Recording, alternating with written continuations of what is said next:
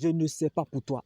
Je ne connais pas ta situation. Mais ne regarde pas ce qui se passe. Car la joie de David dans la bataille contre Goliath ne dépendait pas de ce qu'il regardait, mais de ce qu'il voyait. Car Goliath était plus grand que David, mais la grandeur de David était Christ. Là où se trouve ta richesse, c'est là où se trouve ton cœur.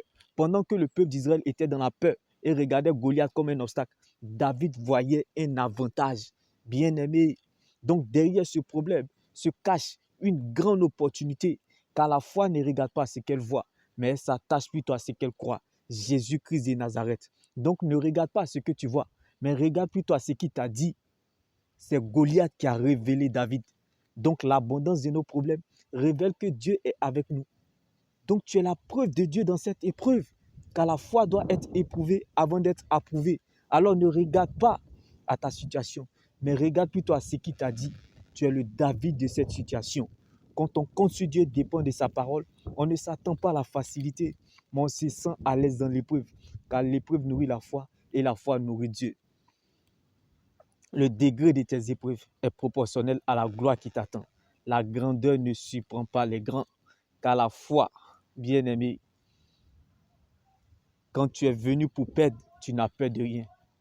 Quand on a tout perdu, on n'a peur de rien. On fonce et on a le résultat. Comme David dans la bataille contre Goliath. L'Éternel est devenu sévère. Tes épreuves sont liées à ta grandeur. Quand tu vois un Goliath, c'est parce qu'il y a un David qui est là. Donc sois sage et patient, car le temps finira par te donner ce qui te revient. N'oublie surtout pas, c'est Goliath qui a élevé David. Donc laisse ses problèmes te propulser plus haut comme l'aigle, car l'aigle ne regarde pas la montagne, mais il va au-delà de la montagne. Prêcher fait à soi, mais avoir les yeux ouverts permet de voir au-delà de nos limites. Donc ne limite pas la main de ton Dieu, car Dieu n'est pas limité par ta situation. Ta situation ne peut pas diminuer Dieu. Donc tes doutes ne feront pas douter Dieu. Ne permet à aucune circonstance de te faire douter de la main de Dieu sur ta vie. Même si une situation refuse que tu existes, mais qu'elle ne t'empêche pas de faire exister ton Dieu dans la bataille contre Goliath, l'Éternel est devenu sévère. Même si une situation refuse que tu existes, mais qu'elle ne t'empêche pas de faire exister ton Dieu, comme la louange de Paul et Silas ouvre les portes de la prison.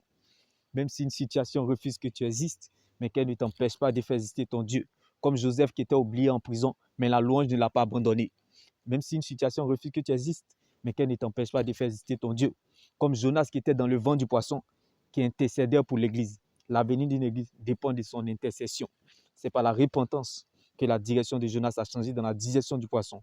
L'avenir du peuple dépend de son obéissance à Dieu. Gédéon était faible, mais la faiblesse de Gédéon était Christ. Donc là où se trouve ta richesse, c'est là où se trouve ton cœur.